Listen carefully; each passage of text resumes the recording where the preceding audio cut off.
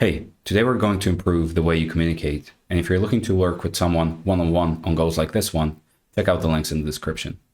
With that said, let's take a look at the invisible war inside every conversation. Looking at the overview, you can see we're going to touch on the hidden engine behind every word you speak, self-protective delusion and the armor you never notice, defensive domination and the price of filling every silence, secure openness and the posture that changes everything. I'm then going to hand you a few action items for the next following days or weeks. With that said, the hidden engine behind every word you speak. There's something happening underneath every conversation you've ever had, and most people go their entire lives without seeing it. Before a single word leaves your mouth, before you even choose your tone or pick your angle, there's something deeper that has already decided how you're going to show up. That something is self-interest, and understanding it, really understanding it, is the first step toward communicating in a way that actually moves your life forward. Every human being enters every interaction driven by something they want to feel, protect, get, or preserve. And this isn't some cynical take on human nature. It's actually the most honest observation you can make about how people operate. We are biological organisms wired for survival, comfort, expansion, and self-preservation. And that wiring doesn't shut off when you sit down for a coffee with a friend or you walk into a meeting. It runs underneath everything. That drive toward self-interest is not a character flaw or a sign of moral weakness. It's the same impulse that kept early life forms alive and pushing forward. And the fact that it now shows up as pride, status-seeking, or emotional comfort doesn't change its origin. You are wired to move forward what feels safe and away from what threatens your inner world. Even the simplest organisms orient towards conditions that help them continue and grow, and humans are just running a more complex version of the same program, which means you don't need to feel ashamed of self-interest, you need to understand it. So the instinct to protect yourself in conversation is really just a survival drive wearing this social mask. And once you see that clearly, you stop moralizing it and start working with it, which is where real progress actually begins. And recognizing this doesn't make you cold or calculating or Machiavellian. It actually makes you more honest about what's really happening when two people talk. And this honesty is the foundation of everything we're building here. In modern life, the self-interest rarely looks like physical survival anymore. It looks like wanting to be right, wanting to feel respected, wanting to avoid embarrassment, or wanting someone to see you in a certain way. Those are forces that shape your conversations whether you notice them or not. That drive often happens behind politeness, humor, deflection, or even silence, which is why most people never clock it themselves or in the people they talk to. And once you start paying attention, you'll notice that almost every conversational move someone makes, including your own, traces back to one of those deeper needs, and that recognition alone changes how you participate. What makes this especially relevant nowadays is that we live in what you might call a first world communication environment, where physical safety is mostly handled, and the real battles are psychological, emotional, and identity-based. People aren't fighting over food and shelter in conversation. They're fighting over status, validation, being right, being seen, and protecting the story they already believe about themselves. When survival is off the table, the whole game moves to a different level, and the dynamics become more subtle, harder to see, and honestly harder to deal with as well, because the threats feel just as real, even though they're not physical. Most people don't realize that the thing that makes them defensive in a casual conversation is the same basic impulse that used to make early humans run from predators. It just got dressed up in this social clothing. And of course, the instinct is to judge this, to label ego as bad and selflessness as good. But that framing misses the point entirely and kind of keeps you stuck in this shallow understanding of human interaction. Because ego is not your enemy. It's more like a tool that most people use quite badly. And the real tragedy is that people who are trying to serve their own self-interest often do it in the worst possible way. Most people protect their short-term comfort, their pride, their self-image at the direct expense of truth, growth, learning, and real connection. which are the exact things that would actually serve their long-term self-interest. So the ego defeats itself over and over in every conversation where it grabs the wheel. So you've probably watched someone refuse to hear feedback that would have genuinely helped them. And you can see it happening in real time. The walls going up, the defensiveness kicking in, the value being blocked at the door. The moment is the pattern in miniature. The person doing this almost never knows that they're doing it. That's the part that makes it so persistent and so hard to fix. They think they're being strong or standing their ground when they're actually just shrinking, really. And it happens constantly, not once in a while, not just in heated arguments. It happens in casual conversations, work meetings, dinners with friends, calls with family. The pattern is always running. So the real question isn't whether you're self-interested. You are. Everyone is. The real question is whether your self-interest is actually intelligent, whether it's pointed at the truth and growth and value, or whether it's just pointed at protecting how you feel right now at this moment at the expense of everything that actually matters way more. Smart self-interest makes you more open, more curious, more willing to hear things that actually sting. It moves you toward what's real instead of what's comfortable. And that's a fundamentally different way to operate. On the other hand, dumb self-interest does the opposite. It closes you off, it makes you reactive, and costs you every piece of value that doesn't fit inside the story you're already telling yourself about who you are and what you know. And that distinction between intelligent self-interest and short-sighted self-ego protection is basically the backbone of everything we're going to cover here. So there's a line that captures the whole thing pretty cleanly. When people interact, each person is trying, consciously or not, to move the situation closer to what preserves their comfort, self-image, beliefs, desired outcomes, their pride, inner world, while disturbing that inner world as little as possible. That's usually the goal. And that's the operating system running underneath every conversation you've ever had, and explains almost everything that confuses you about how people behave. The goal of this video here is to make that operating system visible, to pull it out of the background so you can actually see it running. And you can see it running in yourself and in other people in real time during real conversations. And once you can see the machinery, you stop being surprised by it. You stop getting frustrated when someone refuses to hear you, or confused when the conversation goes sideways for no apparent reason, because you can see the deeper dynamics that caused it. Seeing the machinery also gives you a choice. You can decide whether to keep running on autopilot or to override the default and show up differently this time. And that choice alone changes the quality of every interaction you have. This isn't just theory or a philosophy for the sake of sounding deep. That's not what this video is about. It has direct, immediate effects on how you handle friendships, arguments, relationships, negotiations, family dynamics, and basically any situations where two human beings are trying to get something from each other. Communication sits underneath almost everything. Money, love, opportunity, trust, growth. All of these flow through or get blocked by how you interact with people, which means improving your communication improves your entire life, not just the social part.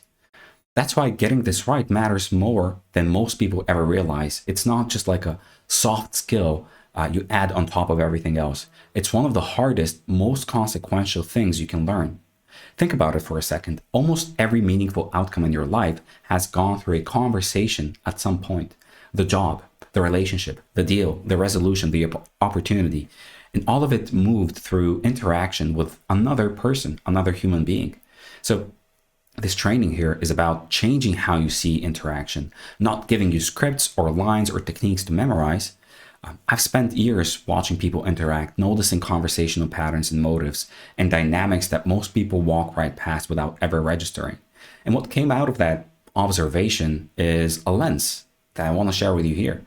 Once you understand interaction differently, right action becomes natural and wrong action becomes obvious.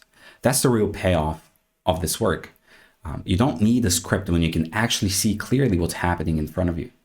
This is a perceptual shift, not a behavioral one. The behavior follows the perception. And that order matters because trying to change behavior without changing perception is exhausting and, more importantly, temporary. And that means you don't have to memorize anything or practice routines or rehearse your responses. You just have to learn to see, and the rest takes care of itself over time, naturally, without forcing it. Let's go into the self-protective delusion and the armor you never notice. Before we get into specific patterns and behaviors, you need to understand the main thing that breaks communication before it even starts. It's not lack of vocabulary or poor social skills or introversion or any of the things people usually blame. The real problem goes deeper than any of that. The real problem is that most people enter conversations already wearing armor, and they don't even know they put it on. The main thing that kills communication is delusion. More specifically, self-protective delusion, which is the state people enter when they're more committed to keeping their inner world intact than they are to discovering what could actually be created through interaction. This is the enemy of everything we're talking about, and it operates in almost every conversation at every level across all types of relationships. What happens is that people walk into conversations with their walls already up.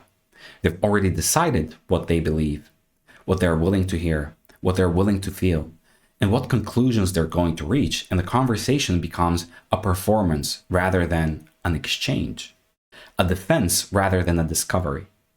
The armor goes on before the first word is ever spoken. By the time the conversation actually starts, the person has already filtered out most of what they could have learned, and they don't even know they did it. The worst part is that the person wearing the armor genuinely believes they're being open or reasonable or fair when they're just operating from a defensive position they've never actually examined, never questioned, never noticed as well. This isn't, something that only happens to insecure people or difficult personalities. Not at all. It happens to almost everyone in almost every conversation, to varying degrees, of course. You do it, I do it. The question is how much, how often, and whether you can catch yourself doing it before it costs you something real. Even when people who consider themselves good communicators fall into this pattern constantly, precisely because they've never been shown what to look for in their own behavior, which means their self-assessment is based on incomplete data. It usually doesn't show up as a dramatic wall or an obvious shutdown.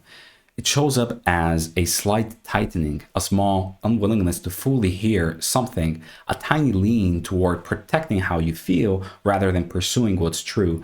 And those tiny leans add up fast. And here is kind of the tricky part. This delusion is layered. It's not a single wall you can just identify and take down in one move. It's a whole system of defense, some conscious and some completely automatic, built up over years of protecting your beliefs, your pride, your sense of who you are. Dismantling it takes time and repeated awareness. Some layers are obvious, like getting defensive when someone challenges your work. Others are so subtle you never spot them without someone pointing them out, like the way you slightly tune out when someone starts saying something that contradicts your worldview. The work here isn't about tearing all your armor off in one conversation. That cannot happen. It's about noticing it piece by piece, interaction by interaction, and gradually loosening the grip it has on the way you show up. When you enter a conversation in self-protective mode, you miss the real potential of interaction entirely. Every conversation has the potential to create something that didn't exist before. Insight, truth, opportunity, clarity, a better decision, a useful connection, emotional movement, a deeper understanding, and way more. None of that can land, though, if you've already closed the door before anyone knocks, right? Communication is a field where reality can be altered. It's not an exaggeration. A single conversation can genuinely change your trajectory, give you a piece of information that saves you years or shows you a truth about yourself that you've been refusing to see. But you have to be available to receive it, and most people simply aren't. Think about how many conversations you've had where something important was being offered and you were just too busy defending your position or your pride to actually take it in. That's the cost. It's invisible and it's enormous, and it compounds over time. Every missed piece of value is a door that stays closed. Every defended ego moment is an opportunity that doesn't come back. And that's the worst part. The worst part is that most people never even know what they've lost. They walk away from conversations feeling fine, feeling like it went well, never realizing that something genuinely valuable was sitting right there and they blocked it. They will probably never get the same offer again from that same person. Self-protective delusion doesn't just block information though, it blocks people. When someone consistently shows that they cannot receive honesty or correction or a new perspective, other people stop offering it. The generosity dries up. People stop trying to reach you and start giving you the polished, safe, surface level version of themselves instead. The people around you learn very quickly what you're willing to hear and what you're not, and they adjust accordingly. They give you less. They keep the real stuff to themselves, and over time, you end up surrounded by this filtered, careful communication that never challenges you or helps you grow. The self-protective person ends up surrounded by people who only tell them what they want to hear. This is really important, which feels comfortable, but it is actually a form of slow, intellectual, and emotional starvation. And they created that prison themselves without even realizing it. That pattern is clear. The armor you put on to protect yourself is the exact thing that keeps out the value you actually need. And this brings us to the question of intent. The deeper issue is that most people enter conversations with the wrong intent, even if they don't realize it. Instead of walking into a conversation seeing it as a possible field of value, they walk in seeing it as a place they need to defend themselves. That one shift in intent from discovery to defense changes everything about how the conversation unfolds and what it can produce. People are afraid of too many things in a conversation. They're afraid to be wrong, afraid to appear less knowledgeable, afraid to let someone teach them, afraid to be seen as weak, afraid of anything that could shake the way they see themselves. All of these fears operate simultaneously, pulling attention from what's actually being said and toward managing how they are being perceived. Pride is probably the biggest one. The unwillingness to let someone else be right, or to admit that you do not know something, or to acknowledge that your previous position was wrong. That single reflex blocks more value in conversation than almost anything else you could name. And that's closely tied to the self-image protection. People spend enormous energy making sure they look a certain way in conversations. Would it be smart, competent, unshakable? And that energy is completely unavailable for actually listening or creating anything of worth, which means the performance replaces the substance. The right intent is almost embarrassingly simple. You enter the conversation curious about what could be created. You treat the interaction as a live field where truth, insight, correction, and opportunity might emerge, and you stay available to receive it. That's it. That's the entire shift, and that changes everything. This doesn't mean you need to become passive or agreeable or soft. Do not get me wrong. It means that you enter with your attention pointed at what's possible rather than what you need to protect. That redirection of attention is the most powerful change you can make. And it means you're ready to be changed by the conversation, at least a little bit, if what comes in is worth changing for, which requires a kind of strength that most people have never practiced.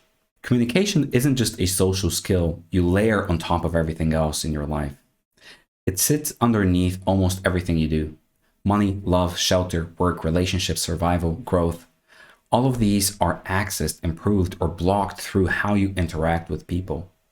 To live well, you have to communicate well. That's it, point blank.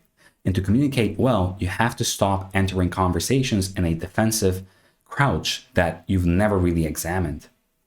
Almost every meaningful outcome in your life has gone through a conversation at some point. The job you got, the relationship you built, the deal you closed, the problem you solved, all of it moved through interaction with another human being, and the quality of that interaction determined the quality of outcome. Communication is upstream of results. Most people treat it as an afterthought, something they'll work on once the more important stuff is handled. But it is the important stuff.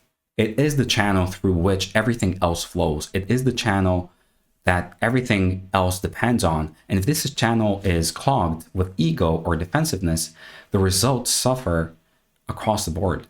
And yet most people have never spent a single serious hour examining how they actually show up in conversation.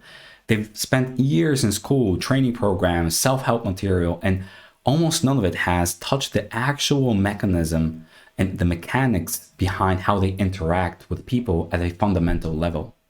Communication is how humans survive, organize, cooperate, exchange, love, trade, build, learn, and reproduce. So learning how to do it properly isn't just a nice to have or an optional upgrade. It's learning how to operate your life properly, and treating it with anything less than full seriousness is leaving an enormous amount on the table. Once you really start to absorb that, the stakes of every conversation go up, not in like a stressful way, but in a way that actually makes you take your own presence in conversation more seriously, more intentionally, and with more respect for what's possible. Because anything is. You start treating each interaction with a bit more weight, a bit more attention, a bit more awareness of what you're actually doing when you talk to someone. And that awareness alone starts producing better outcomes before you even change your technique. This is the part that most people kind of skip. They jump straight to tactics and tips and scripts, and they wonder why nothing sticks. It doesn't stick because they never really understood what they're actually working with. You have to get the foundation right, and the rest will follow. Now let's get into the defensive domination and the price of filling every silence. This is a big one. Now that we've laid the groundwork, let's talk about one of the most common and most destructive patterns that show up when people are operating from self-protective delusion. You've seen this pattern 100 times, 1,000 times, probably today, and you may have done it yourself without realizing it. It's called defensive domination. And it's one of the clearest, most visible ways that ego protection shows up in real conversation. Defensive domination is when a person takes up too much space in a conversation, not to create value or contribute something meaningful, but to prevent anything from entering what they don't want to face. It could be a correction, it could be a challenge, a new idea, a truth, a shift in the dynamic, or anything that threatens their ego, their self-image, their current version of reality. They fill the space to block the space. The mechanism is simple. No space means no input, right? If a person controls all the conversational space, nothing can get in. No new knowledge, no correction, no emotional truth, no value, no real exchange. The domination becomes a shield, and it works exactly the way the person needs it to, even though it costs them everything valuable about the interaction. They fill the silence with noise, with volume, with words that sound like contribution, but they're really just occupation.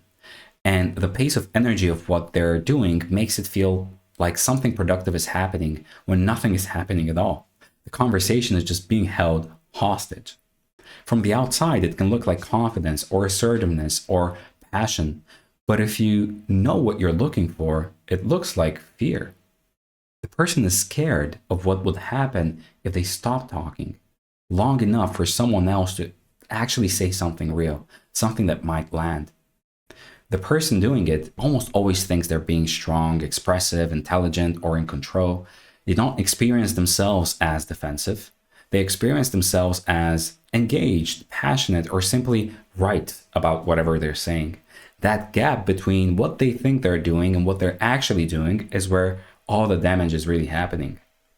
Their internal experience tells them they're being a strong communicator, contributing with energy and ideas, taking charge of the room. But the reality is that they can't tolerate open space in the conversation, and everyone around them can feel it, even if they can't articulate what's specifically wrong. Most people won't tell them the truth about it, though. The domination itself makes honesty feel unsafe, or even just pointless. So the pattern reinforces itself in a loop that gets tighter and tighter over time. This is one of the hardest patterns to self-diagnose, precisely because the defense mechanism is designed to prevent exactly that kind of self-awareness as well. The armor protects itself from being seen. Let that sink in. This pattern shows up in two distinct forms, both of which you need to understand. First, we have the external.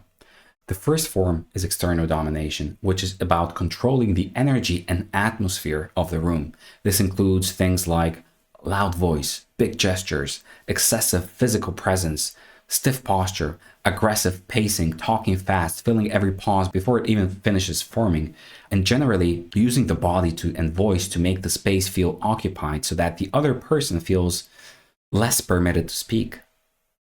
What happens is that the entire room adjusts to the dominant person's energy. Other people quiet down, they hold back, they choose smaller words, soften their tone, and generally shrink their participation to fit whatever space is left over, which is usually almost nothing. This isn't always intentional, of course. Sometimes the person genuinely doesn't realize they're taking up that much space, but the effect is the same either way. Other people's input gets suppressed, and the potential value they could have offered never makes it to the conversation. Whatever those people might have contributed, a correction, a useful perspective, a piece of truth, that's completely gone now. It never made it in. The dominant person will never know what they missed, and they'll probably assume the conversation went well. Truly secure people, though, can leave space in a conversation without being threatened by what might enter. So when you see someone who can't leave space, who has to fill every gap, who has to be the loudest and the most present person in the room, that's information about their security level. And it's the opposite of what they think it says about them. There's a big difference between someone who takes up space with something genuinely valuable to say and someone who takes up space to prevent silence from existing. The first is contribution. The second is defensive domination. And you can feel the difference even if you can't always name it the right way. A useful test, by the way, is whether the person can comfortably sit in a pause or whether they just rush to fill in every gap. That tells you almost everything you need to know about what's driving their behavior. And it's a test you should apply to yourself as well. Watch for this in your own conversations. Notice when you jump in to fill a silence and ask yourself honestly whether you had something to say or whether the quiet itself felt dangerous. That discomfort is worth examining closely. Now, the second form is more subtle, in many ways more destructive as well. So let's get into that. The second form is internal or dialogue-based domination, which is about controlling interpretation rather than the atmosphere. This includes interrupting, looping, back to the same point over and over, gaslighting, reframing the other person's point unfairly, fake listening, avoiding the actual topic, using logical fallacies, rationalization, and basically using words as instruments of control rather than tools of understanding. What happens here is that the person overwrites reality faster than the other person can present it. Every point gets rerouted, reframed, dismissed, or absorbed back into the dominant person's existing narrative. The conversation becomes a closed loop, where only one version of reality is allowed to exist, and any alternative gets neutralized before it can even take root. This is incredibly exhausting for the other person, which is part of how it works. After a while, people just stop trying. People give up, not because they agree, but because engaging further feels pointless and draining. And the dominant person takes that surrender as proof that they were right all along. In more extreme cases, this turns into outright gaslighting, where the other person starts doubting their own perception, their own memory, their own sense of what just happened. And that erosion of someone else's reality is the most damaging thing defensive domination can do. The reason this form is harder to spot is that it doesn't always look aggressive or loud. It can be calm, it can be articulate, even polite. The person can dominate interpretation with a quiet voice, a reasonable tone, and that actually makes it harder to resist because it doesn't trigger the alarm bells that shouting would, for example. Highly intelligent people are especially good at this version.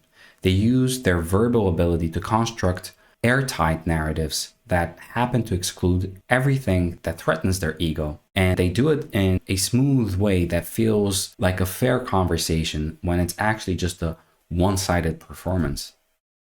If external domination is a wall you can see, internal domination is a current you can feel but you can't quite name. You walk away from the conversation knowing something was off, knowing you didn't really get to say what you actually meant, and not being able to articulate exactly what happened or why. And the cost of all this connects directly back to what we covered earlier about self-protective delusion. Defensive domination, in either form, does two things at once. First, the person misses incoming value, every piece of truth, correction, insight, or opportunity that was available in that conversation. But second, they repel the people who might have been willing to offer value in the future. People stop wanting to give honesty, help, or correction to someone who leaves no room for it. And both of those costs are permanent and invisible. Defensive domination doesn't just block knowledge, it kills generosity. Other people learn that you cannot receive, so they stop giving. Not out of spite, but out of self-preservation. Of course, why would anyone invest energy in someone who will reject it or override everything you have to offer, right? The math stops making sense and people quietly withdraw. Over time, this becomes your conversational reputation. People know you as the person who can't be told anything, always has to be right, who fills every space, and they adjust. They give you the polished, safe version of themselves, they hold back the real version, and you never even know what's happening. The person may dominate the conversation to avoid feeling weak or exposed, and in doing so, they lose access to the very things that could make them stronger, smarter, and more connected. They end up with control over the room and absolutely nothing of value from it. They wanted to feel powerful in the conversation, and they got it. And that power cost them everything the conversation could have actually given them, which is a trade that only makes sense if you've never stopped to think about it. Truly secure people can leave space in a conversation without being terrified of what might enter. Domination, when you really look at it, reveals fragility. It says something very specific about the person doing it, and it's the opposite of the message that they think they're sending. Every time someone fills a silence or overwrites a point or loops back to their own narrative, they're showing you exactly what they're afraid of. They're showing you the edges of their inner world, the places where it's too fragile to be touched. And that's useful information if you know how to read it. And again, this is worth examining in yourself. You do this too. Everyone does. The value is in catching it, in noticing when you're filling space to prevent an input rather than to create something and then choosing, even if it's just once, to just leave space open and see what happens. And finally, we get to secure openness and the posture that will change everything. So if defensive domination is the pattern that destroys value in conversation, what's the alternative? The answer isn't passivity, and it definitely isn't becoming a pushover who agrees with everything and lets everyone just walk all over them. The alternative is something more specific, more balanced, and honestly more difficult than either domination or submission. It's what this framework calls secure openness. And it's the posture that makes everything else in this work possible. Secure openness means that you can leave space in a conversation without feeling threatened by what might enter. You do not need to control every pause. You do not need to win every frame. You don't need to prove your intelligence. You don't need to protect every belief. You can listen without being submissive. You can receive without collapsing. You can be corrected without losing yourself. That's the baseline, and most people have never operated from it consistently. The phrase for this is open chest, broad shoulders, and it captures the posture perfectly. Open chest means receptive, curious, willing to receive value, open to being taught, open to seeing what the interaction can create. Broad shoulders means grounded, strong, self-respecting, not needy, not desperate for approval, not performing for anyone's validation. This is the third option that most people have never practiced honestly and have never even considered. Most people toggle between defensiveness and people-pleasing, and they think there are only two modes available. This posture sits outside of that binary entirely, and discovering it feels like finding a room you never knew existed in your own house. Real strength in conversation looks like being able to hear something that stings and still staying present. It looks like being willing to say you were wrong without feeling like your identity just collapsed. It looks like being curious about what someone else's perspective is without needing to adopt it or destroy it. When you're in this posture, your body language changes, your tone changes, your listening changes. It comes from a genuine internal shift in what you're trying to do with the conversation, and people around you can feel the difference immediately, even if they can't explain it. This is genuinely hard though, and that's worth acknowledging upfront. Your ego has been running the show for your entire life, and it doesn't step aside quietly just because you've decided to try a new approach. Secure openness is a practice. It's not just a switch you flip, and you'll catch yourself slipping into defensiveness constantly, especially in conversations that actually touch on things you care about deeply. The goal isn't perfection though. The goal is awareness. Notice when you close. Notice when the armor goes on. Notice when you start filling the space to prevent input. And then when you can, choose to stay open a little longer than feels comfortable. Over time, that window of openness will get wider and wider. You can tolerate more. You can hear harder things. You can sit in discomfort without flinching. And the value you receive from conversations grow proportionally, which reinforces the practice and makes it easier to maintain. And here's where the concept of value creation becomes really concrete and practical. When you communicate from a posture of secure openness, every conversation becomes a potential field of value creation. And this value can come from anyone, from the people who are less developed in a specific area, less experienced, less knowledgeable, and also from people who are far more advanced than you. This is something to remember. The point is that value exists in places most people never look. And the only thing blocking access to that place is the wrong posture. A conversation can produce new insight, new emotional clarity, a better decision, a useful correction, a strategic opportunity, a relationship, a shift in belief, a deeper understanding, a chance to teach, a chance to learn, or a chance to test your current version of reality against someone else's. All of that is available in almost every interaction, and all of it requires your availability to be received. Some of the most valuable things you'll ever hear will come from people you didn't expect to learn from. That's one of the direct benefits of genuine openness. You stop filtering out input based on the source and start evaluating it based on its content, which opens up a whole category of learning that was previously invisible to you. And teaching someone else is also a form of value creation. When you explain something clearly to someone who needs it, you often understand it better yourself. So even conversations where you're primarily giving still generate value for you if you're paying attention to what's happening in your own thinking. A single conversation can change your trajectory and a pattern, start a new direction, resolve a confusion, or give you a piece of clarity that saves you months or years of going in the wrong direction. That's what happens when two people actually meet in a conversation instead of performing for each other. And it happens more often than you'd think once you start showing up differently.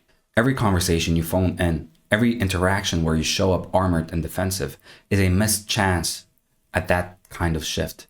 And you'll never know what you missed, which is the part that should make you sit up and pay attention. The practice is to start treating conversations as invitations rather than threats, to walk in curious about what could happen, to stay open long enough for something real to enter, even if it's uncomfortable, even if it challenges something you believed 5 minutes ago for years on end.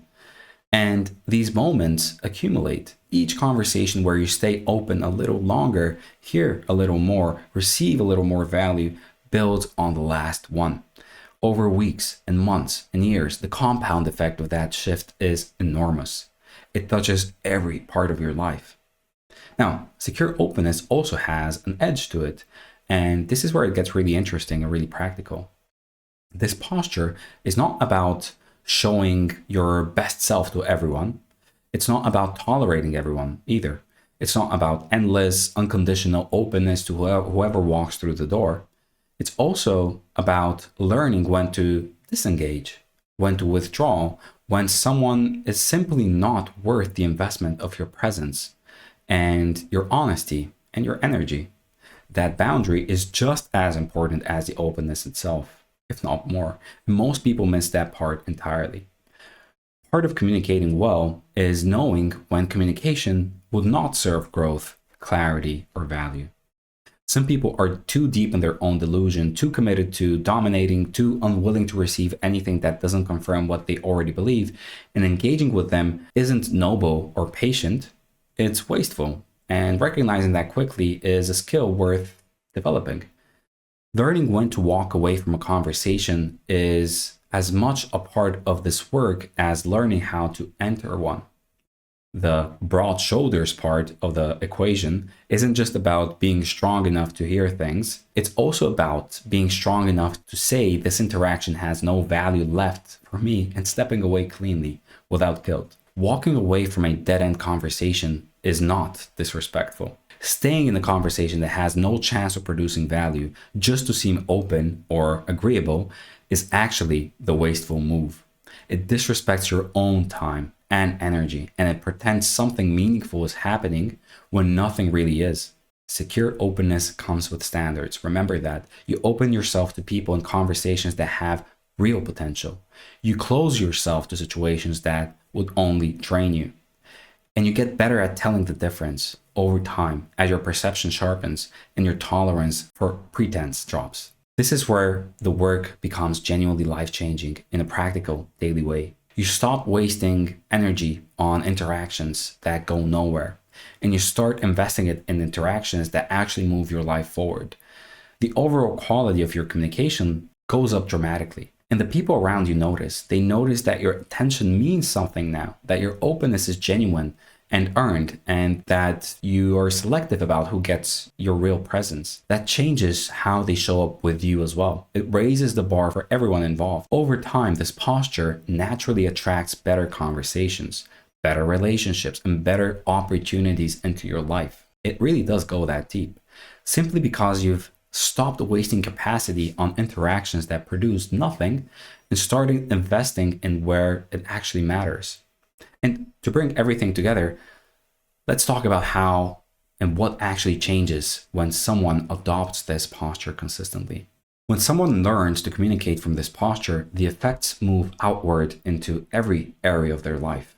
They see more in conversations, they receive more value, they create more value for others, they detect truth more accurately, they spot ego protection and posturing in others without getting pulled into it, and they know when to engage deeply and when to disengage cleanly, which is the combination most people never develop. Sales will improve, relationships deepen, leadership gets stronger, conflict becomes less frightening and more productive, friendships become more honest, family dynamics start to shift as well.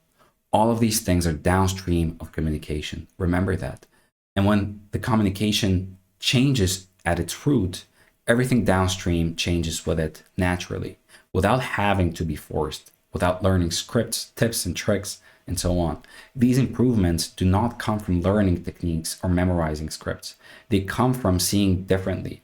Once you see the dynamics underneath conversation, better behavior becomes automatic. And you don't have to sustain it through willpower or effort. That's the real difference between perceptual change and behavioral change. Behavioral change requires constant effort and discipline. Perceptual change just needs to happen once. And then it keeps working on its own because you can't unsee something once you've truly seen it. And that permanence is what makes this work so valuable. At the deepest level, this is really about living well. To communicate better is to live with more clarity, more truth, more value, and more control over the direction of your life. That's a literal description of what happens when you stop defending your inner world in every conversation and start using every interaction as a chance to grow, to learn, to create, to move forward. Communication is not separate from life. It is one of the primary channels through which life is experienced, shaped, and directed. So improving it isn't a side project or a professional development checkbox. It's the main project. And treating it in that way changes everything. And it starts with a simple commitment. The next conversation you walk into, before you say a single word, notice what you're already trying to protect. Notice the armor. And then choose, even for a moment, to take it off and just see what enters when you do. So, just to recap, we covered the hidden engine behind every word you speak, self-protective delusion, the armor you never notice, defensive domination, and the price of filling every silence. We ended it with the secure openness and the posture that will change everything. And here are the action items for the next following days or week. In your next 3 conversations or more, before you say anything, notice what you're trying to protect. Notice where the armor is and write down one moment where you caught yourself defending comfort instead of pursuing truth. Second thing is to practice. Pick one conversation this week where you deliberately leave more space than it feels comfortable. Let the pauses sit. Let the other person fill them and see what value enters when you stop blocking it. And the third and final thing is, at the end of each day, ask yourself which conversations created real value and which ones you dominated or defended through. Then use that honest assessment to calibrate how you show up the next day. So, hope you found this valuable. And again, if you're looking to work with someone one-to-one on goals like this, check out the links in the description. Have a great rest of your day.